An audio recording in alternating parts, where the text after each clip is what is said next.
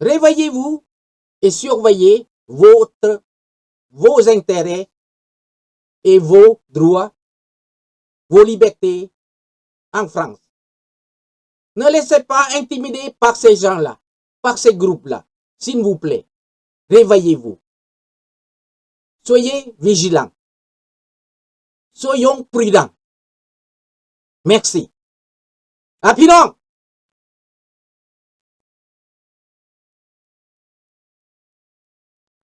ดังนั้นพี่น้องเรื่องนี้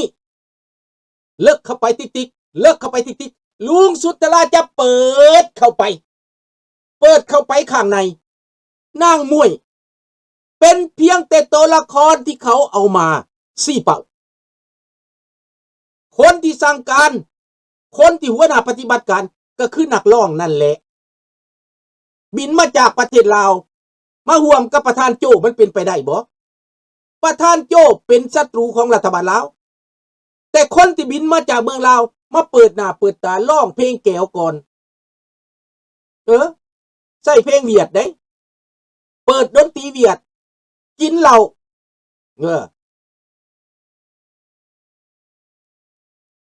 ดังนั้นแหละพี่น้อง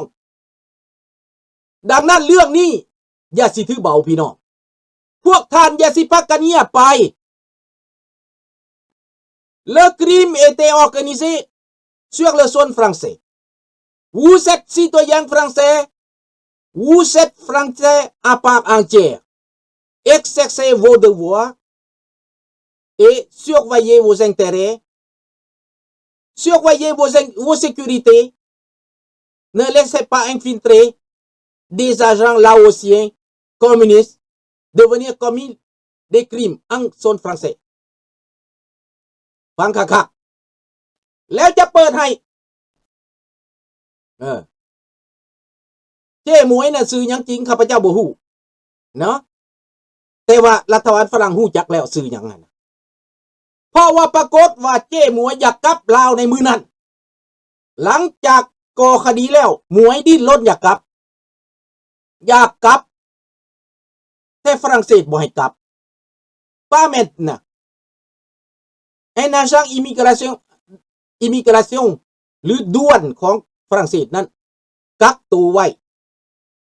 ว่าเป็นเตมวงอกอยู่แล้วฟังคักๆได้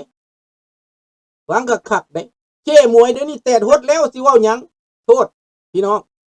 มันบ่แม่นฮดตั้งแต่ลิ้นเด้เรื่องนี้มันเป็นเรื่องใหญ่เด้ก่อนเจ้าสิมาฝรั่งเศสน่ะก่อนเจ้าสิมาฝรั่งเศสนี่เจ้ามาอย่างก่อนเลยเจ้ามีเงินหลายปันใด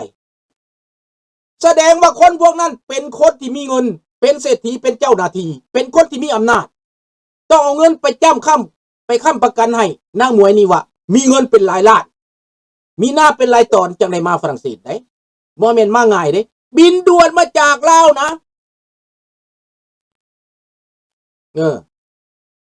และอีหมวยก็เคยติดคุกแล้วอยู่เมืองลาวมันจับแล้วมันอบรมบ่มนิสัยมันล้างสมองแล้วแต่นายโจเซฟยังคิดว่าหมวยนี่เป็นเพื่อนทั้งที่ใจก็คิดระแวงอยู่ได้สิไปเบิ่งมันสิจริงใจหรือบ่จริงใจว่าซั่นปานว่าตาเห็นเด้อลุงเว้านี่เด้อปานว่าตาเห็นได้นี่เด้ปานว่าลุงนั่งอยู่ทั้งข้างได้นี่เด้เว้านี่น่ะเจ้หมวยก็ว่าเจ้ามาหาข่อยได้ข่อยที่จะไปพบเจ้าข่อยหากันมาเมืองฝรั่งนี่น่ะโทรหลายเถื่อหลายหนโทรหลายรอบโจเซฟทนบ่ไหวขี้พึ่งต้องอ่อนด้วยไฟลนต้องเมื่อยปวกเปียกไปโจเซฟหนักหลบแต่ลืมคาบหนักหลบกลายเป็นหนักเซเพ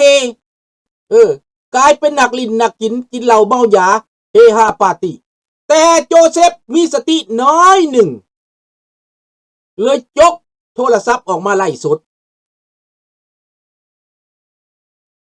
จับโทรศัพท์ออกมาไล่สดพวกนั่นกระตกตะลึงพวกอยากลบหน้าก็มีพวกอยากเอามือบังไว้ก็มีนั่งอยู่ในนั้นมีคนฝรั่งเศสก็มีคนมาจากลาวก็มีแต่ว่าสายของเขาเบิดต้องเป็นสายเขาจะรู้เรื่องบ่รู้เรื่องก็เป็นสายเขาพวกที่มารวมวงนั้นรู้หมดอยู่ในรวมที่ร้องเพลง คาโรกิในเวลานั้นโจเซฟปินกล้องไปใส่บางคนเอามือบังไว้บางคนเอามือบังไว้แต่ว่าบังปันใดก็บ่รอดข้าพเจ้าเบิ่งหน้าอย่างน้อย5 คนเอเย่นของเรามาในมือนั้น5 คนเป็นนายตำรวจเป็นมือปราบอยู่ในหันเบิดเนอะฟังดีๆเป็นมือปราบมันคิดว่าฝรั่งเศสนี่โง่เง่าเต่าตุนคิดว่าฝรั่งเศสนี่อ่อนไหวปล่อยพวกลาวแดงไปอยู่ฝรั่งเศสได้ไงคนลาวในฝรั่งเศสก็บ่มีน้ำยาข้าพเจ้าสิบอกให้ขอโทษด้วยยาลุงพูเว้าส่วนหลายบ่มีน้ำยาบ่มีสติระวังตัวบ่มีความร่วมมือบ่มีความเข้มแข็งบ่มีความสามารถมีแต่ความย่านความกลัวเท่านั้นนี่ฟังเอาไว้ฟังดีๆคนลาวอยู่ฝรั่งเศสพวกเจ้าสิเครียดค่อยเว้าดิเครียดบ่เครียดบ่เจ้าปล่อยให้แนวลาวมาเหยียบดังเจ้าในเมืองฝรั่งเศสแล้วพวกเจ้ายังสิว่าพวกเจ้าเก่งวะยังสิคิดว่าพวกเจ้ามีความสามารถวะฟังเอาไว้ในปัจจุบันนี้เขากักตัวนางมวยไว้นางมวยก็ต้องซักทอดว่าข่อยมาเจ้ามาแนวใดได้บัดผู้ใดพามาผู้ใดจ่ายค่าปิยนต์เจ้ามาเจ้ารายได้หยังเจ้าจังมาเที่ยวฝรั่งเศสและเจ้ามาธรรมดาเจ้าต้องมา3 เดือนอย่างน้อยก็1 เดือนตามคำวีซ่าของเจ้าสิมามื้อนี้มื้ออื่นนี่นะมันแอมโพซี่มันเป็นไปบ่ได้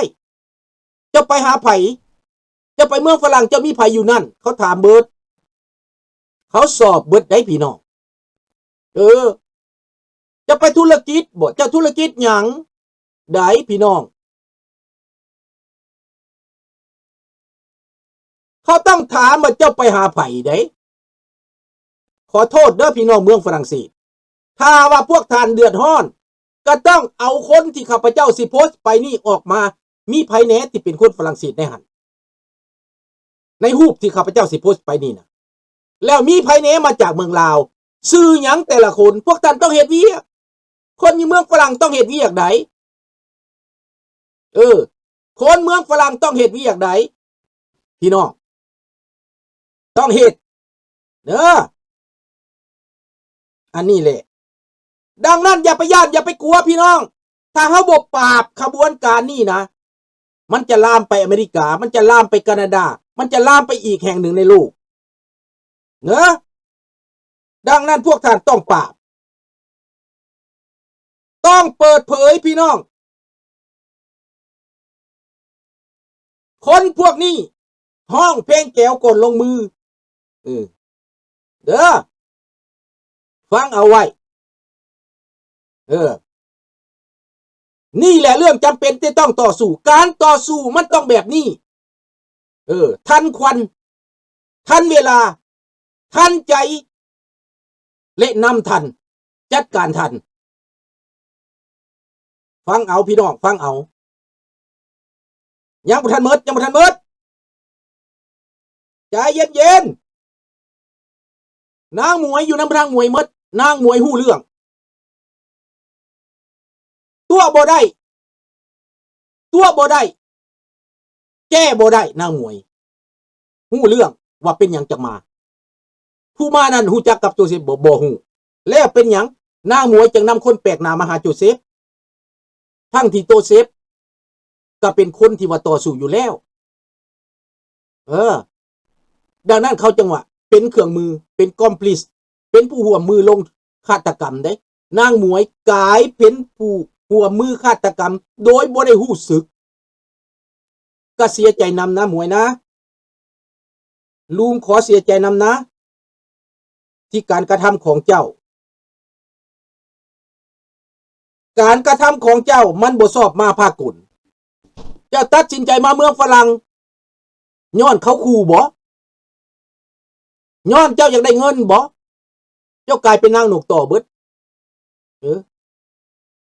อย่าฮู้จักเรื่องคักไปถามเจนางว่าบายบายว่าซั่นคือว่าโจเซฟตายได้เจนางดีใจจนแตดหดอันนี้ก็ได้แต่เจนางหดขอโทษว่าความเปื้อน เจ้านางดีใจจนแตกโหดแต่หลานชายเฮาเด้ออย่าไปลงกลเด้อหลานชายเด้อหลานชายเฮานี่บ่อยากสบอกชื่อว่าแม่นผู้เหลือเด้ออย่าไปหลงกลในขบวนการนี้เด้อหลานชายเด้อเขาได้เคยฟ้าร่มกับลุงเลยได้ครั้งหนึ่งไหนและอย่าไปโหมน้ำเรื่องจังซี่นะเจ้าต้องหนีห่างจากขบวนการนี้เด้อเจ้าอย่าไปเกี่ยวข้องเนอะลุงคอตื่นเด้อฮักแพงเด้อคำว่าฮักแพงบ่ตื่นนะสายลับลาวแดงในเมืองฝรั่งเศสมีฮอด200-300 คนกินเงินเดือนละมี100 กว่าคนแหละมีบัญชีคักแน่จากเมืองลาวตำรวจหลับซินเวอร์ลาวบอกว่าลูกน้องเขาอยู่ฝรั่งเศสมี100 กว่าคนฟังอยู่อเมริกามีเป็นพันอยู่แคนาดามี4-5-6 คนเดี๋ยวข้าพเจ้าฮู้อยู่แคนาดานี่นะอันนี้บ่เป็นหยังอันนี้อยู่ในตาของข้าพเจ้าแล้วก็เช็คเซติดตามใกล้หอยติดตามขนาดเขากำลังสิรวบตัวพุ่นแหละ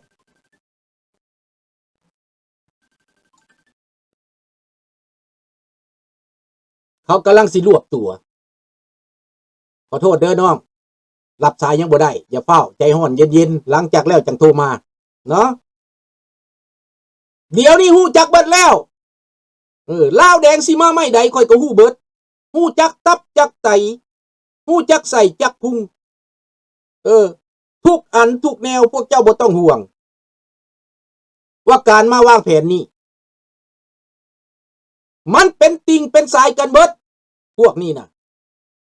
มันหวังสิมากลืนกินมันหวังสิมาข่มขู่น้ำใจของพวกเฮามันว่าสิมาให้เฮาหยุดต่อสู้ฟังฟังทางนี้โปรดทราบฟังทางนี้ดังนั้นคนที่ไปนั่งกินเหล้าสังสรรค์ในมือนั้นนางหมวยบ่ได้ออกสื่อบ่มีเพราะว่าโจเซฟสลาดบ่ถ่ายรูปนางหมวยออก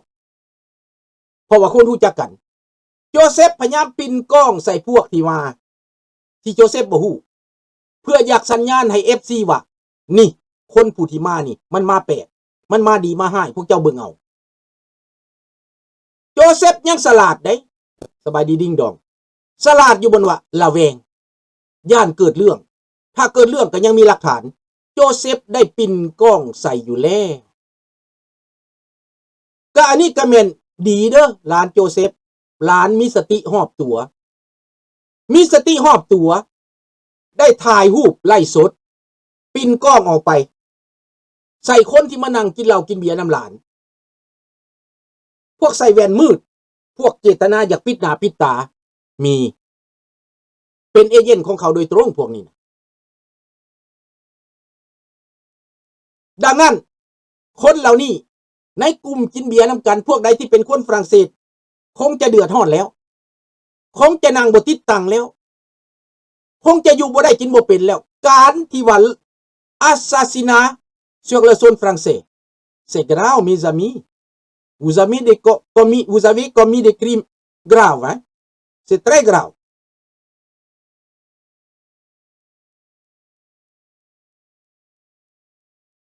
ไผกระตาม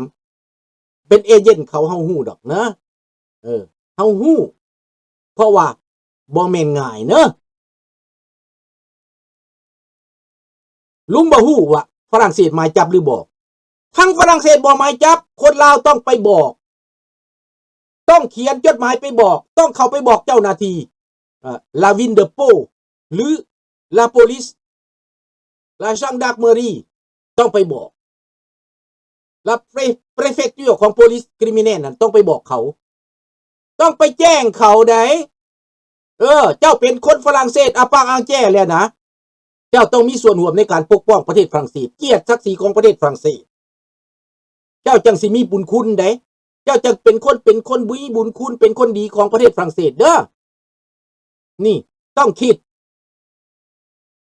ถ้ามีเทโรริสต์มาเหตุประเทศฝรั่งเศสแบบนี้อันนี้เขาห้องขบวนการเทโรริสต์ขบวนการฆ่าข้ามชาติ